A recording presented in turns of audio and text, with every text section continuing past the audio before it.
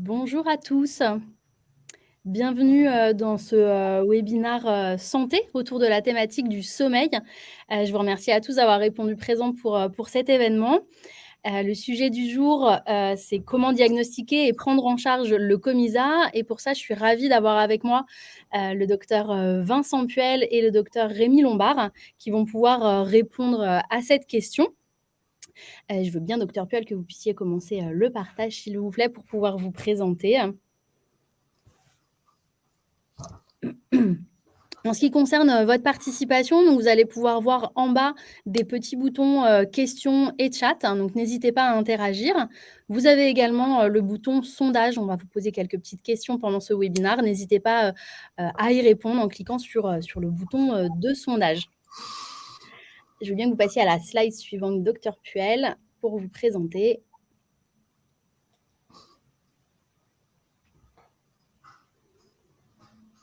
Alors, il faut que je parte.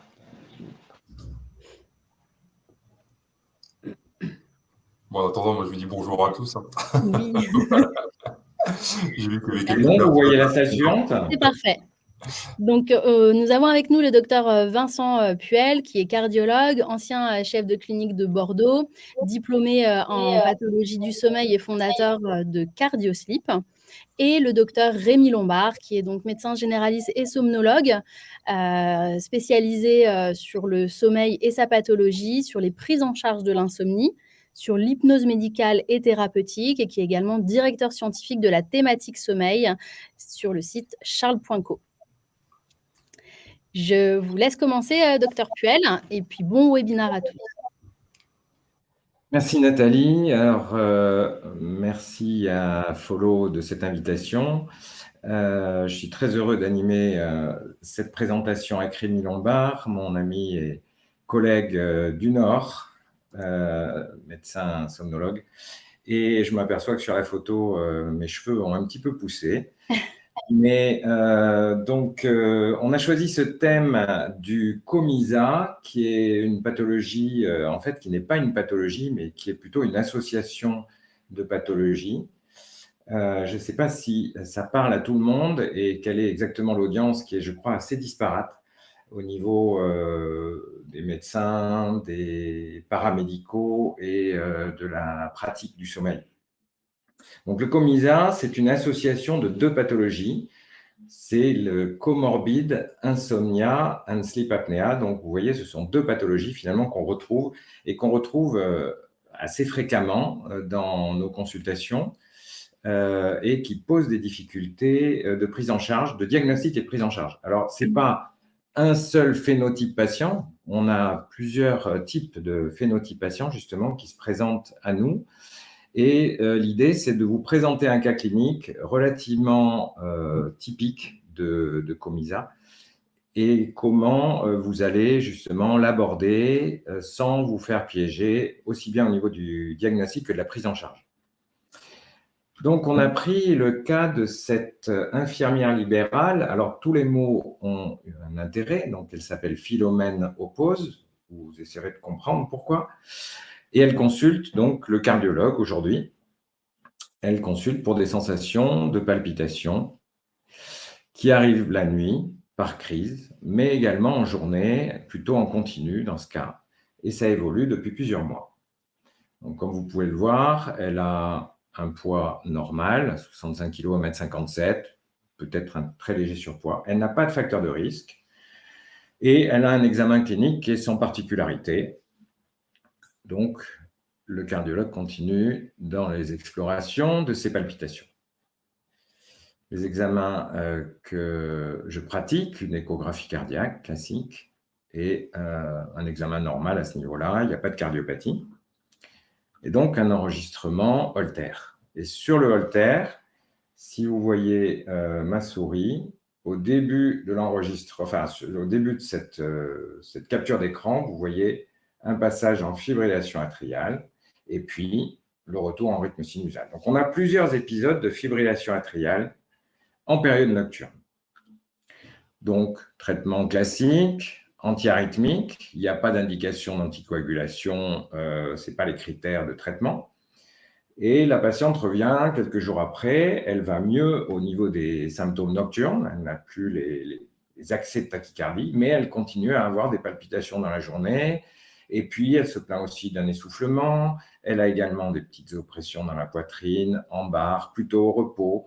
Mais c'est vrai qu'elle n'a pas d'activité physique en dehors de sa profession. Et puis le matin, elle se lève avec un espèce d'état nauséeux, un peu pâle. Elle a fait un malaise vagal. Elle n'a pas perdu complètement conscience. Voilà, donc une symptomatologie qui est assez protéiforme et qui déjà peut attirer l'attention chez une patiente chez qui probablement, en l'absence de facteurs de risque, de surpoids, de tabagisme, etc., il est vraisemblable qu'on ne retrouve pas grand-chose dans les examens qu'on pratique, donc les examens cardiologiques habituels.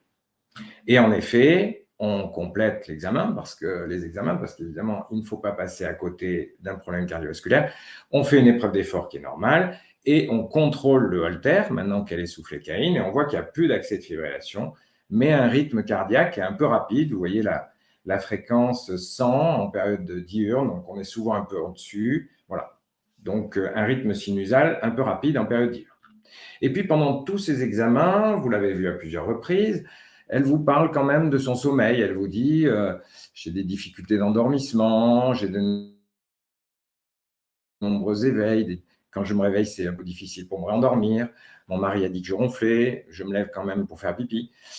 Et un cardiologue, il doit être à l'écoute de tous ces symptômes parce qu'on a tendance à passer dessus en disant oui, bon, d'accord, c'est un peu comme tout le monde. Mais non, en réalité, non. C'est là où il faut vraiment toujours recentrer la prise en charge de façon globale. Et ça, c'est vraiment l'importance de la médecine du sommeil. C'est tout l'interrogatoire et intégrer les symptômes dans une prise en charge globale. C'est ça vraiment qui doit orienter aujourd'hui. Et c'est le message que je voudrais vous faire passer, que il faut être à l'écoute de tous ces petits signes. Et donc, mauvaise qualité de sommeil. En plus, dans la journée, donc, elle a toujours ces sensations de palpitation, des douleurs atypiques, des petites oppressions, mais elle est également fatiguée. Elle a l'impression de se lever avec un sommeil qui n'est pas récupérateur. Elle a des céphalées matinales. Elle a un Epworth à 12, un petit syndrome dépressif. Elle a pas la pêche. Elle se lève le matin, mais elle n'a pas tellement envie. Et donc, on peut qualifier ça un peu de burn-out professionnel. Voilà, donc ces symptômes-là, elle ne vous les a pas amenés sur un plateau, elle est venue avec des manifestations cardiologiques. Donc, à vous, à les garder dans un coin de la tête et à se dire, bon, il faudra peut-être que je regarde ça. Du coup, et je passe la parole à Nathalie, quel examen complémentaire demandez-vous? Oxymétrie nocturne, polygraphie ventilatoire, polysomnographie. Donc là, vous avez normalement en bas à droite, sondage, et vous pouvez répondre au sondage.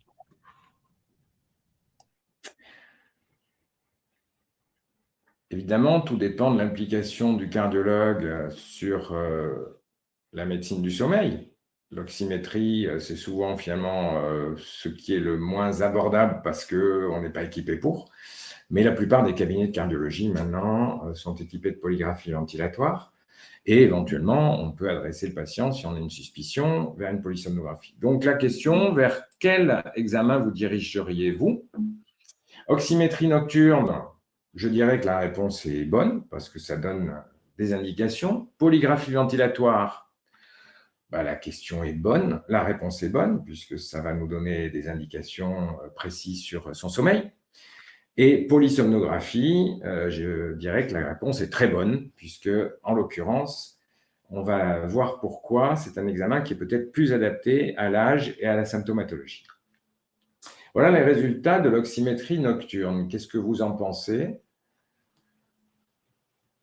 Eh bien, je vous laisse donc regarder un tout petit peu. Vous avez ici les horaires de la nuit, ici la courbe de saturation nocturne, la position, et vous voyez que vous avez une saturation moyenne à 94,6, et donc on voit assez clairement qu'il n'y a pas trop de variation de saturation pendant la nuit, donc on va dire qu'elle est à peu près normale. La polygraphie ventilatoire, je vous ai fait un extrait d'événements qui sont assez récurrents chez cette patiente. Eh bien, vous avez ici donc la saturation, qui est assez stable, comme on l'a vu, les ronflements, le flux aérien, donc la lunette nasale, les sangles thoraciques et abdominales, donc c'est l'effort respiratoire, les pulsations, le plétismogramme de pouls, et le rib flow, c'est-à-dire la reconstitution du flux aérien à partir des données de volume du thorax et de l'abdomen. Donc, on peut assez clairement voir des événements ici. Et qu'est-ce qu'on peut dire de ces événements? Eh ben, on peut dire que, est-ce que ce sont des hypopnées? Eh ben, on ne va pas reprendre la définition des hypopnées, mais autant celle-ci pourrait être définie comme une hypopnée parce qu'il y a une baisse du débit de plus de 50% par rapport à ce qui se passe après ou avant. Autant celle-là, clairement, on n'a pas les arguments, il n'y a pas de désaturation derrière, donc ça va être compliqué de la scorer en hypopnée. Et pourtant, on voit qu'il y a une reprise ventilatoire ample, une petite tachycardie qui suit l'événement, un écrasement de l'onde de pouls en faveur d'une vasoconstriction. Donc, tous ces éléments nous font penser qu'il y a vraisemblablement un micro-éveil qui définirait l'hypopnée si on avait fait de la polysomnographie. Le compte-rendu de l'examen, c'est, vous voyez, une saturation qui était normale, un index d'apnée calculé sur le nombre d'apnées et d'hypopnées, et des hypopnées donc, qui seraient désaturantes ou qui diminuent le débit de 50%, donc de 8 par heure. On n'est pas du tout dans des valeurs importantes. Et donc, un examen qui est dans les limites de la normale. C'est pour ça que la polysomnographie serait sans doute l'examen le plus adapté. Alors, à ce stade, ce résultat vous évoque-t-il un syndrome d'apnée du sommeil, un burn-out, un syndrome de haute résistance des voies aériennes supérieures ou un syndrome d'apnée centrale du sommeil? Alors, vous pouvez voter également sur le sondage. Quelques secondes pour vous laisser réfléchir. Pour l'instant, on est à 86% pour un syndrome de haute résistance et à 14% pour un SAOS. C'est bien. Eh bien, le SAOS est une bonne réponse. Le burn-out n'est pas une mauvaise réponse parce qu'on peut avoir des apnées, des troubles respiratoires du sommeil et avoir tout de même un burn-out qui est peut-être... C'est pas un faux diagnostic, c'est la manifestation de plusieurs choses, un burn-out. Ça n'arrive pas... donc, c'est pas une mauvaise réponse. Le syndrome de haute résistance, je l'ai mis en vert foncé parce que c'est une très bonne réponse, mais le syndrome de résistance est un syndrome d'apnée du sommeil. Donc, en fait, les réponses sont justes. Bon, le syndrome d'apnée centrale, vous avez compris que ça n'a rien à voir. Compte tenu des résultats de la polygraphie, ça se léger avec IH à 8, très peu désaturant, avec une ronchopathie modérée et des aspects de limitation de débit, eh bien, vous allez demander une PSG. Tout laisse penser que les limitations de débit sont des RERA à scorer en hypopnée. Pour ceux qui ne savent pas ce que c'est qu'un RERA, eh bien, ce sont des événements respiratoires qui entraînent un micro-éveil. Respiratory Event Related Arousal, ce sont des micro-éveils qui sont en rapport avec les événements respiratoires. C'est exactement ce qu'on vient de voir sur la diapositive qui a précédé au niveau de la polygraphie. Donc, c'est bien là l'indication de la polysomnographie. Les mesures hygiéno-diététiques, bien sûr, hein, c'est toujours de mise dans la médecine du sommeil. Un avis ORL, même réponse, toujours nécessaire pour faire un petit peu le point. Et donc, que va vous donner la polysomnographie que vous avez prescrite? Eh bien, vous voyez ici l'hypnogramme avec un cycle de sommeil qui se termine par un stade de sommeil paradoxal. Ici, prédominance sommeil lent léger, sommeil paradoxal. Et vous voyez que sur la saturation, eh ben, il y a des petites dents de peigne qui apparaissent à ce niveau-là. Et donc, sur ces phases de sommeil paradoxal, avec très nombreuses hypopnées. Et voici les événements qu'on va retrouver avec des limitations de débit sur le flux aérien, reprise respiratoire, petite tachycardie, le ronflement. Et si on mettait l'électroencéphalogramme, on verrait que tous les événements limitants se terminent par des micro-éveils. Et c'est ça qu'on appelle des RERA, donc des événements qui sont très limitants et qui vont entraîner la reprise respiratoire avec une fragmentation de sommeil. Et là, on va retrouver sur la polysomnographie Vous voyez des valeurs qui sont beaucoup plus importantes avec un IAH qui atteint 43 par heure.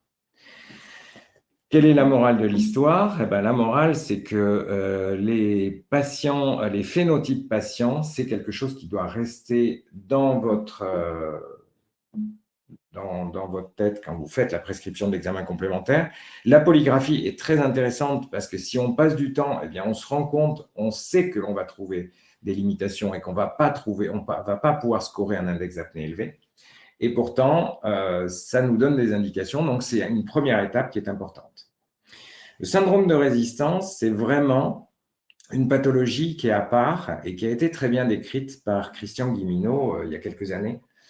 Et je vous invite à lire ce papier. Vous savez que ce petit extrait, vous savez que Christian Guilleminault était un médecin français qui a à peu près tout inventé en médecine du sommeil et qui s'est expatrié ensuite aux États-Unis, à Stanford, où il a créé un énorme centre.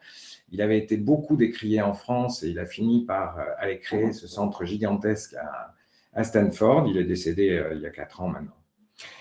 Je le lis avec vous parce que c'est tout à fait étonnant. Les patients souffrant du syndrome de résistance se présentent avec un aspect de troubles fonctionnels. Ils sont souvent envoyés au psychiatre pour une prise en charge d'insomnie, de fatigue chronique, de troubles musculaires étiquetés fibromyalgie, de céphalalgie, de syndrome dépressif, toutes plaintes qui représentent les doléances les plus communes. Parfois, chez des sujets jeunes, un évanouissement inexpliqué. Rappelez-vous cette femme qui avait des espèces de nausées le matin avec des petites pertes de conscience, et élément révélateur du syndrome. Lors de ce malaise, la pression artérielle tend à être basse. Parfois, très franchement, les pieds, les mains, le nez sont froids. Les patients, le plus souvent, sont jeunes, plus jeunes que ceux qui ont des apnées obstructives du sommeil, et ils ont des anomalies crânio-faciales du développement du massif facial. Leurs dents de sagesse ont souvent été enlevées car impactées. Ils ont eu des traitements orthodontiques qui souvent sont malmenés car inappropriés, ne considérant que la problématique dentaire.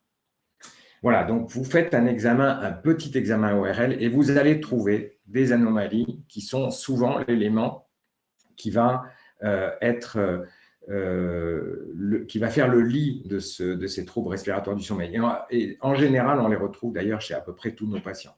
Et ensuite, qu'est-ce qui s'est passé chez cette femme qui a 54 ans? Elle s'appelle philoménopause. Eh bien, c'est bien parce qu'elle a en effet une ménopause. Et la ménopause, c'est un moment absolument fondamental chez la femme parce que la diminution et la baisse importante vraiment à cet âge précis va diminuer la tonicité musculaire et va, chez des patients qui ont une petite anomalie crânio-faciale, faire basculer vers le petit ronflement et les manifestations atypiques du syndrome d'apnée du sommeil. Et c'est souvent très mal reconnu. On dit toujours, c'est ta ménopause, tu es un peu irritable le matin, c'est ta ménopause. Et en réalité, voilà, il faut vraiment se poser cette question-là. Du coup, on va mettre une ventilation en pression positive, mode autopiloté, pression 6-12, masque nasal, et je revois la patiente 6 semaines plus tard. Et là, échec complet, elle revient me voir en disant Docteur Puel, stop, jamais, ça ne peut pas marcher, mon mari n'en veut pas, je n'arrive pas à m'endormir, je me réveille et j'ai de grandes difficultés pour m'endormir, j'ai le nez bouché. Donc, terminé, j'arrête ce traitement, il faut trouver autre chose. Alors, trouver autre chose, oui, mais finalement, qu'est-ce qui s'est passé et pourquoi est-ce que je suis confronté à cet échec? Est-ce que j'aurais dû, dans l'interrogatoire, rechercher autre chose? Eh bien, c'est vraiment cette prise en charge qui doit faire appel pas seulement à la prise en charge des apnées du sommeil, du traitement, des événements respiratoires, mais encore une fois, une prise en charge globale avec, chez cette patiente, les aspects cardiologiques, les aspects du sommeil qui eux-mêmes sont multiples. Et donc, j'adresse cette patiente à mon ami, le docteur Lombard, parce qu'elle a évidemment des problèmes d'insomnie qui perturbent considérablement sa prise en charge.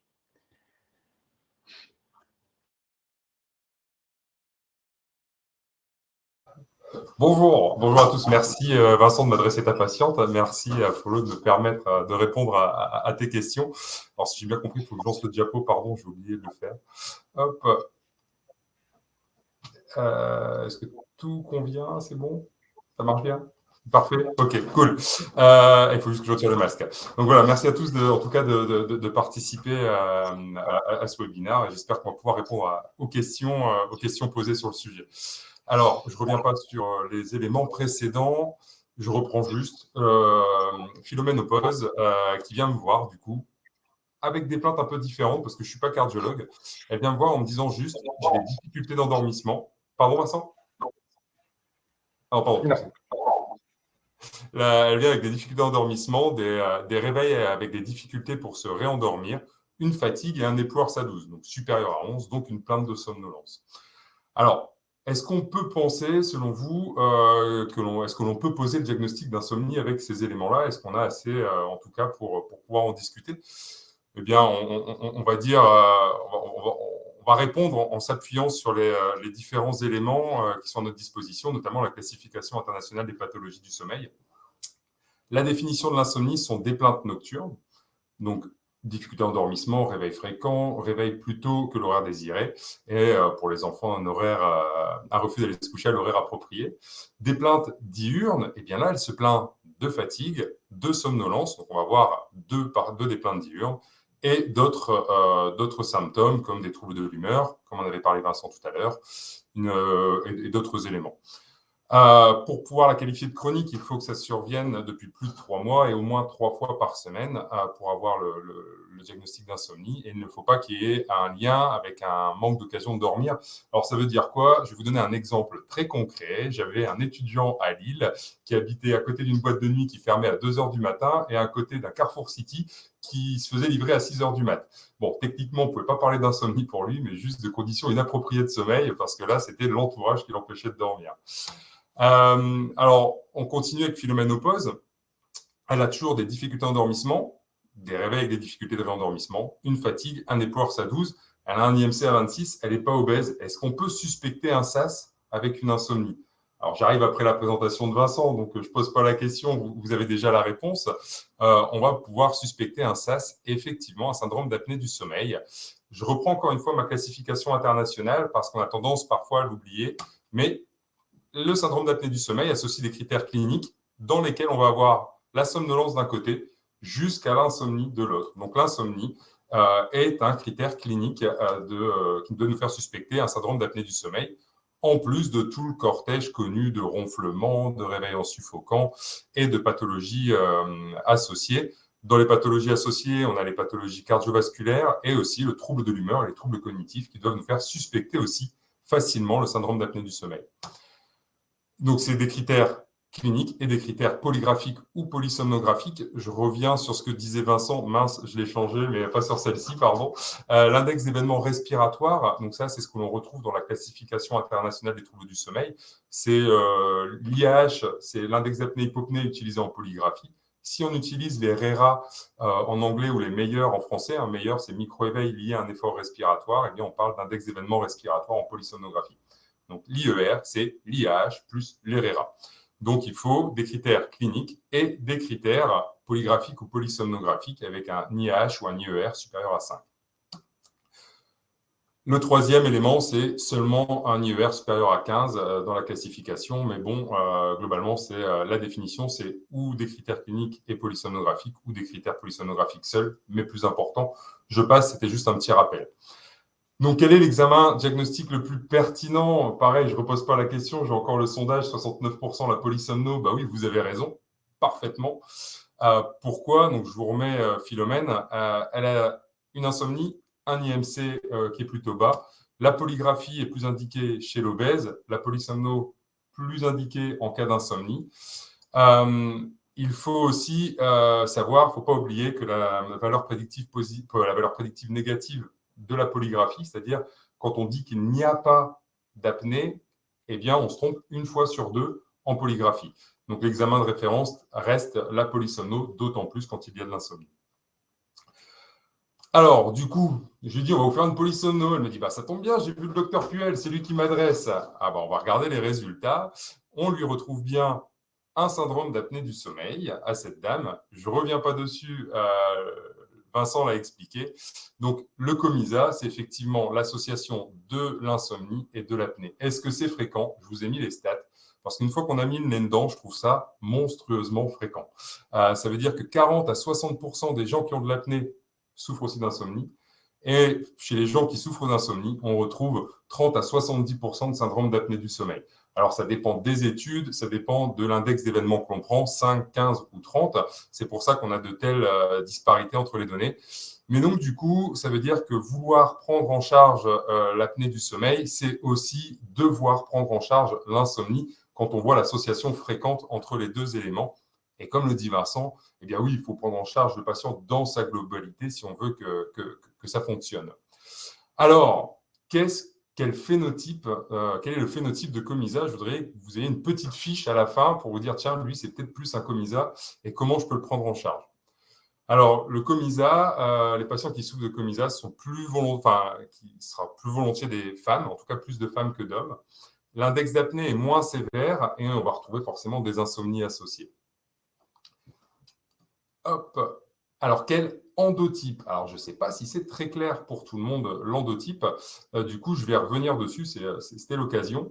Je vais vous citer quelques grands endotypes de syndrome d'apnée du sommeil, donc quelques causes d'explication ou d'origine de l'apnée du sommeil. On va voir l'anatomie pharyngotrachéale, on va voir typiquement le rétrognate ou l'obèse qui aura moins d'espace, des voies aériennes réduites, on va dire, et des endotypes non anatomiques.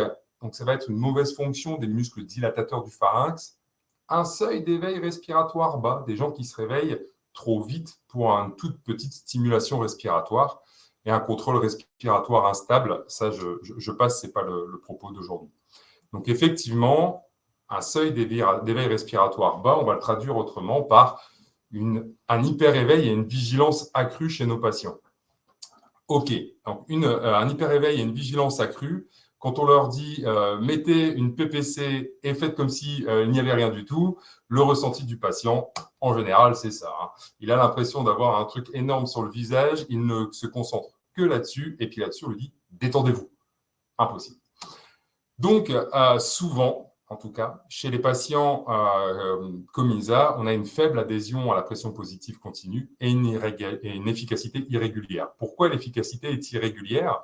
Eh bien, parce qu'on va voir l'endotype seuil d'éveil respiratoire bas, souvent associé à un autre endotype qui peut être anatomique, par exemple, sur lequel la PPC va bien marcher. Donc, ça va dépendre, on va dire, de la proportion des endotypes dans le syndrome d'apnée du sommeil de notre patient. Donc, la PPC peut fonctionner, ça reste le message, mais en tout cas, ce n'est pas chez eux que ça fonctionne le plus fréquemment. Alors, est-ce qu'on peut se passer du traitement du syndrome d'apnée du sommeil chez le patient souffrant de Comisa? Je vous pose la question parce que c'est des syndromes d'apnée du sommeil qui sont moins sévères, on a dit. Donc, est-ce qu'on pourrait se passer de la prise en charge du SAS chez eux? Alors, je vous laisse répondre au sondage. Je rappelle qu'elle est déjà en échec de PPC. Moi, je ne vois pas les résultats. Ah. Alors, pour l'instant, on est à 100% sur le non. Ah, bah voilà. C'était forcément de la provoque. Je me suis dit, allez, on est en post-prandial, la moitié seront endormis. Non, ça va. Bon, effectivement, pourquoi prendre en charge le SAS? Pour la qualité de vie des patients, elle se plaint de fatigue et de somnolence quand même, cette patiente. Et parce qu'on a tout un cortège de facteurs de risque cardiovasculaire clairement identifiés chez les personnes souffrant de syndrome d'apnée du sommeil. Donc l'HTA, les pathologies coronaires, je passe avec le risque de mort subite et surtout une mortalité augmentée en fonction de la sévérité du SAS. Voilà, je veux dire, on ne peut pas s'en passer, on est tous d'accord. Alors du coup, est-ce qu'on peut se passer de la prise en charge de l'insomnie? Est-ce qu'on va avoir de vraies conséquences, on va dire, sur la santé des patients si on ne la traite pas? Après, on sait que 20 à 30% de la population se plaint d'insomnie. En dehors du SAS associé, est-ce qu'on pourrait se passer du traitement de tout ça? Et donc, du coup, il faut que je réponde pour avoir la... D'accord. Alors, 17% disent qu'on pourrait s'en passer, 83% non. Eh bien, alors, l'idée, c'était de vous donner un petit peu quelques billes sur le sujet. Je ne suis pas sur la bonne flèche. Voilà. Eh bien, pour la qualité de vie de vos patients, ça vaut le coup de prendre en charge l'insomnie. C'est un truc qui leur pourrit leur nuit et leur journée. On a vu qu'il y avait des conséquences la journée. Ne serait-ce que pour ça, ça vaut le coup. Ensuite, je ne l'ai pas noté, mais d'un point de vue économique, c'est quand même une grande source d'arrêts médicaux, une grande source d'absentéisme au travail, une grande source d'accidents. Donc, d'un point de vue purement économique, ça vaut le coup de prendre en charge l'insomnie des patients. Et d'un point de vue cardiovasculaire, eh bien voilà, on va retrouver le cortège que l'on retrouve dans l'apnée du sommeil de conséquences de l'insomnie non traitée. Donc HTA, AVC, infarctus, insuffisance cardiaque. En plus, comme l'apnée, on va voir le facteur de risque de dépression. Et comme je suis dans le Nord-Pas-de-Calais, je me suis quand même intéressé au facteur de risque d'addiction à l'alcool. Eh bien oui, l'insomnie est un facteur de risque d'addiction à l'alcool et également au cannabis. Il faut le savoir que on a un patient sur deux, une étude récente, consommant du cannabis, souffrait d'insomnie également. Alors, je reviens là-dessus juste pour dire que ce n'est pas une vue de l'esprit, ce n'est pas des éléments fortuits. J'ai voulu mettre un truc un peu complet, on va dire, pour expliquer que si on s'intéresse juste à la baisse d'oxygène et à l'augmentation du PCO2, eh bien oui, on va avoir à la fin de la cascade d'événements une conséquence cardiovasculaire. Donc, si on pense que l'apnée du sommeil, c'est sévère que quand on a un index de désaturation élevé, c'est vrai, mais pas seulement. On va avoir aussi une cascade d'événements sur l'activité sympathique et parasympathique qui va conduire également à des conséquences cardiovasculaires importantes. Donc, avoir un index de désaturation bas, mais un index de micro-éveil élevé, c'est tout aussi grave. Et c'est important à prendre en charge également. Donc, tout ça pour dire que, bah oui, il va falloir la prendre en charge aussi, l'insomnie. Ça reste important. Alors, dans quel sens? Il n'y a pas de recommandation à l'heure actuelle. Toutefois, les études suggèrent de d'abord prendre en charge l'insomnie et ensuite de prendre en charge le syndrome d'apnée du sommeil. Voilà, c'était à titre d'information, sans que ça soit une recommandation claire. Alors, on retrouve Philomène. Elle vous dit, comme la machine, elle n'a pas marché, vous ne pouvez pas me donner un petit cachet? Bah ouais, on a toute une bibliographie, on a un gros pavé dans le Vidal sur les somnifères, donc des inducteurs de sommeil. Est-ce qu'on ne lui donnerait pas un petit somnifère à cette patiente? Bon, bah, du coup, je pense que vous connaissez tous la réponse. Hein. C'est non. On est d'accord. Et pourquoi? Eh bien, parce que, pourquoi non, mais sur quoi on va s'appuyer, encore une fois, là, pas sur l'ICSD3, mais sur la HAS de 2017. Pas de somnifère indiqué dans l'insomnie chronique, j'insiste, dans l'insomnie chronique, seule la thérapie cognitivo-comportementale de l'insomnie. C'est recommandé donc, par la HAS en France, mais aussi par les sociétés savantes françaises, européennes et américaines. Et j'insiste bien, aucun médicament n'est indiqué dans l'insomnie chronique à l'heure actuelle. Alors, qu'est-ce que c'est que cette thérapie cognitivo-comportementale? Eh bien, ça paraît toujours un peu obscur, mais c'est la première étape, vous la faites tous, je pense, en consultation, c'est prendre en charge l'hygiène de sommeil déjà. Dire à votre patient d'arrêter le coca avant d'aller se coucher, eh bien, c'est déjà de la thérapie cognitivo-comportementale. Réduire le stress au coucher, eh bien oui, on se doute tous que ça va forcément être efficace. On a tous eu des insomnies ponctuelles suite à l'annonce de résultats d'examen, par exemple. Voilà, si on est toujours dans cet état-là, on peut comprendre que les gens aient du mal à dormir. Donc, on va réduire le stress au coucher. L'objectif va être également d'éliminer les habitudes contraires au sommeil. Je vais dire, par exemple, les écrans dans les 2 heures avant d'aller se coucher. Ça va être des éléments de la thérapie, bon, plutôt de la bonne hygiène, mais des éléments simples. Et corriger les conceptions erronées par rapport au sommeil et aux conséquences de l'insomnie. Typiquement, votre patient couche tard, lève tard, qui est persuadé que les heures avant minuit comptent double et qui va aller se coucher à 21 heures. Bon, lui, ça mérite qu'on ait une petite discussion sur ce sujet-là. Tout ça, c'est la thérapie cognitivo-comportementale. Je vous la fais rapide, c'est un peu plus complexe que ça. D'ailleurs, comment ça marche? Alors, est-ce que ça marche? Oui, sur les études, on est de l'ordre de 80% d'efficacité. Le principal inconvénient, c'est son accessibilité. Alors, en pratique, ça se fait en 3 à 12 séances selon les protocoles, en groupe, en individuel, et là, on essaie de développer en autonomie. Moi, je la fais toujours en 4 séances et en groupe, donc ça veut dire que des gens traînent des pathologies depuis des années. En 1 mois, on peut répondre à leurs plaintes sans médicaments. Bon, ça vaut le coup d'essayer. En raison des problèmes d'accessibilité, pendant le Covid, alors je vais vous reprendre deux, trois petites stats. Il y avait un baromètre santé de 2005 qui montrait que 45% de la population se plaignait de troubles du sommeil. Et puis, un sondage IFOP en 2019, avant le Covid, 49%. On va dire 2005, 2019, on est à peu près stable sur les plaintes du sommeil en France. Sortie de Covid, le même institut, IFOP, refait un sondage, 71% des personnes se plaignent de mauvais sommeil. Donc, une espèce de boom des plaintes de sommeil pendant le Covid. Et en même temps, on nous a tous dit, fermez vos cabinets.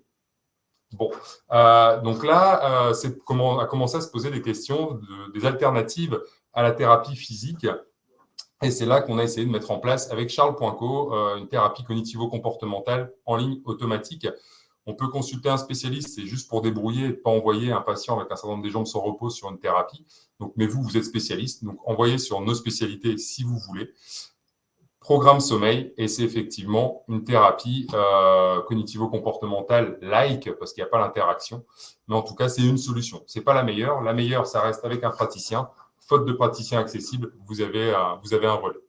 Donc, on revoit Philomène au pause après sa TCC. Elle n'a plus d'insomnie d'endormissement ou de réendormissement. Elle est contente. Par contre, elle se réveille toujours plusieurs fois par nuit et elle est crevée. Je rappelle, le docteur Puel lui a fait le diagnostic d'apnée du sommeil et elle ne veut plus de la machine. Qu'est-ce qu'on lui propose? Alors, on peut essayer, étant donné que maintenant elle se réendort plus facilement, de lui reproposer l'appareillage. Je n'ai pas de modalité différente à proposer par rapport au docteur Puel. On lui propose nouvel essai de PPC. Si elle accepte, c'est gagné. Si elle refuse ou échec, qu'est-ce qu'on peut proposer? Eh bien là, une petite diapo sur les alternatives à la PPC qui pourrait bien marcher dans son cas. Donc, toujours pas de petit cachet, on est d'accord. Mais vu le poids, vu l'index, si elle ne supporte pas la PPC, on peut se tourner vers deux éléments, la rééducation myolingo-faciale. Encore une fois, on va essayer de faire simple, mais l'apnée du sommeil, on peut dire que ça va être la langue qui va basculer. La langue, c'est un muscle. Donc, si vous me voyez, hop, ça bascule. Si vous ne faites pas du tout de muscu, votre biceps, il bascule. Si vous faites beaucoup de muscu, votre biceps va garder une bonne position, même au repos. Ça va être de façon très réducteur la façon dont on peut vendre la rééducation myolingo-faciale avec des exercices de rééduquer, au niveau ORL pour permettre de diminuer jusqu'à 50% l'index d'apnée et dans une étude un peu plus ancienne, jusqu'à 22 apnées par heure. Donc, ça fonctionne. N'hésitez pas à envoyer vos patients vers les orthophonistes formés ou les kinés formés. Les deux professions se partagent la rééducation. Et en parallèle, on va effectivement avoir l'orthèse d'avancée mandibulaire. Alors, ce n'est pas magique, ça ne marche pas chez un tiers des gens et c'est contre-indiqué chez un tiers des gens. Et donc, on va dire les autres, chez qui on va l'instaurer, on va considérer que c'est efficace chez 2 tiers des patients si on réduit de 50% l'index d'apnée, et efficace à 100% chez seulement 1/3 des patients.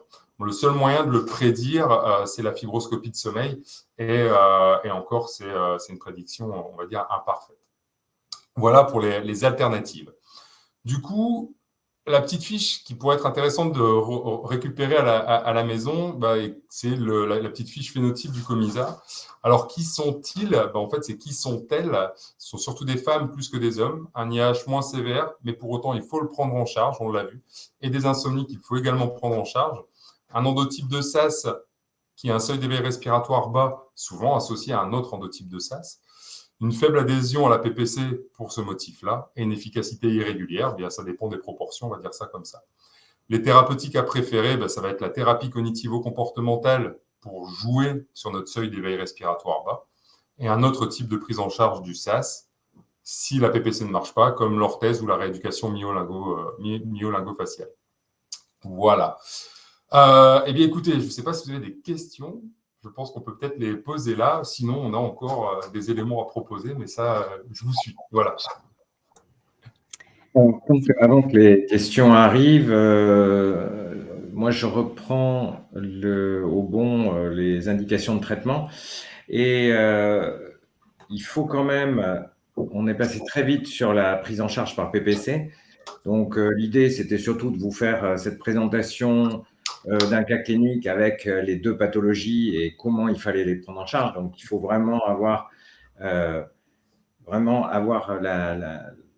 bien cerner le problème. Et chez cette patiente, il est évident qu'il aurait fallu commencer soit à faire les deux en même temps si on sait faire, hein, c'est-à-dire parce que la PCC, tout le monde peut la débuter sur des choses assez simples, réduction du temps de passer au lit, enfin des choses assez simples, et débuter la PPC en même temps.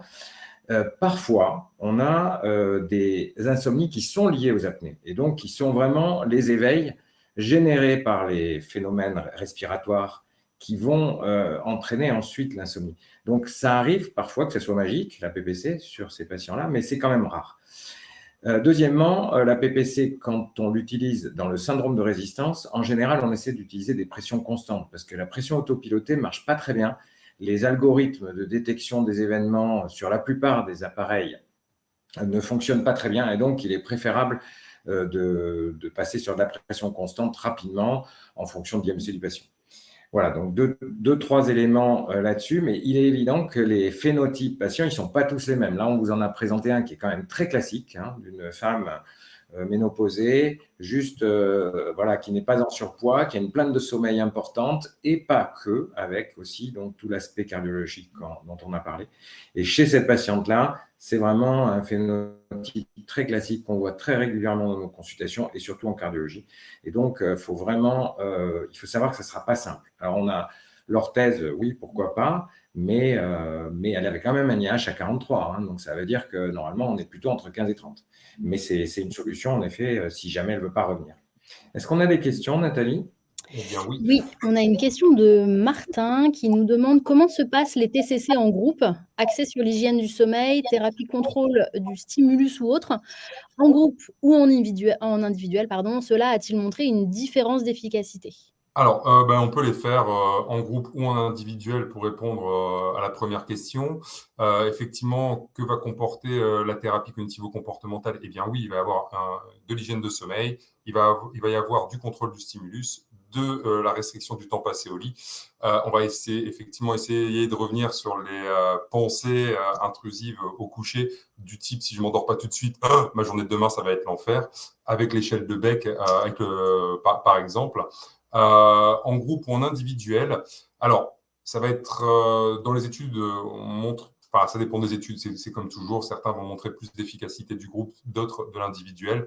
À titre personnel, je trouve que c'est surtout beaucoup plus rapide pour les patients lorsque l'on le fait en groupe. Souvent, on bataille en individuel pour réussir à faire changer le patient, réussir à lui faire accepter le changement, tandis qu'en groupe, il ne va peut-être pas mettre en place les éléments dont on a discuté à la première séance. Puis quand à la deuxième séance, il va voir que l'un ou tous les autres membres du groupe l'ont mis en place et qu'ils ont vu une évolution sur leur sommeil, eh bien, ça va être un gros levier de motivation. Et en général, ce patient-là va faire encore mieux que les autres à la séance suivante parce qu'il aura été motivé par la preuve d'efficacité. Donc, moi, je suis un gros fan du groupe pour la prise en charge de l'insomnie. C'est un peu plus sport, mais en termes d'efficacité, je trouve ça beaucoup plus efficace et beaucoup plus rapidement efficace aussi. Merci, docteur Lombard. On a Catherine qui est en train de taper sa question. N'hésitez pas à les poser dans le chat ou dans l'espace questions.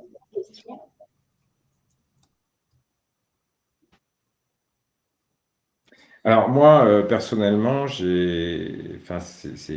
on a une psychologue qui s'occupe de TCC, donc dans notre centre, c'est vrai qu'on a beaucoup de possibilités de prise en charge, donc ça simplifie, mais je pense que c'est quand même important de débuter la TCC avec le médecin somnologue qui prend en charge le patient ou le médecin qui prend en charge la pathologie au départ, parce que souvent, avec très peu de choses, on arrive quand même à avoir des résultats, parce que souvent, il y a des erreurs quand même assez flagrantes sur le sommeil, la gestion des rythmes, essentiellement, un temps passé au lit qui est bien excessif, notamment la pratique de sieste, enfin. Et finalement, l'insomnie, on va dire qu'on a quand même, enfin, je ne peux pas donner de proportion, mais on a une grosse proportion de patients avec des petites règles simples. On arrive réellement à changer les choses avant de passer à une prise en charge beaucoup plus conséquente, quoi. Alors moi, je prends du sommeil tout venant, des patients souffrant de sommeil tout venant, et globalement, juste en faisant 5 points hygiène de sommeil, à la fin de la consulte, donc en 5 à 7 minutes, ça me corrige 9 patients se plaignant d'insomnie sur 10. C'est pas les plus sévères, bien sûr, on est bien d'accord, mais quand les gens arrêtent globalement, les excitants à des heures correctes et les écrans avant d'aller se coucher avec une horaire de lever plus régulière. Déjà, en levant ces 3 points-là, ça corrige beaucoup de monde. On a une question de Catherine qui nous demande si la rééducation oro-maxfaciale reste efficace même s'il n'y a pas de participation des muscles labiaux à la déglutition, une langue basse et des choses comme ça. Le point, je te passe la parole tout de suite. Alors, je ne vais pas te mentir, Catherine. Moi, je fais passer systématiquement tous mes patients là depuis le mois de janvier par un spécialiste du sujet, donc soit ortho, soit kiné. Donc, du coup, je ne suis pas spécialiste clairement du sujet, c'est plutôt eux qui pourront te répondre. Mais globalement, là, moi, ce que j'en ressors dans ma pratique quotidienne, c'est que du coup, les patients qui souffrent d'aérophagie, je trouve que ça fonctionne bien, mais je ne sais pas exactement te dire quel est le terreau favorisant au départ. Je trouve que les patients, depuis qu'on le fait de manière systématique, je trouve que s'adaptent beaucoup plus vite à l'appareillage. Et on en a eu quelques-uns, donc pour des index limites, pour qui on a réussi à retirer l'appareillage. Alors, quand je dis quelques-uns, ça reste anecdotique. Mais quand vous êtes les quelques-uns à qui on a retiré la machine, pour eux, ça a changé la vie, quoi. Donc, ça vaut le coup de tester. Alors, nous, dans notre expérience, les enregistrements, la plupart du temps, on les fait sur place, en hospitalisation. Et donc, on a un kiné qui passe voir les patients au cours du séjour, donc le matin en général, à la fin de l'enregistrement. Et donc, qui font qui ont une démarche diagnostique, on va dire. C'est-à-dire qu'ils font la description à la fois des fonctions et de l'anatomie et qui relèvent les possibilités éventuelles de prise en charge. Donc déjà, nous, ça nous donne des éléments dans l'intégration et pour finaliser le diagnostic et décider de la prise en charge. Donc ça, c'est un apport diagnostique qui est important. Deuxièmement, le fait aussi de changer d'interlocuteur et de passer vers un kiné ou un orthophoniste qui va faire une prise en charge spécifique pour des IAH légers, c'est bien aussi parce que c'est un peu comme la prise en charge de l'insomnie, c'est-à-dire ça donne l'avis d'un collègue qui a une vision un peu différente, mais souvent qui se rapproche de la nôtre. Et donc, ça permet un peu d'enfoncer le clou.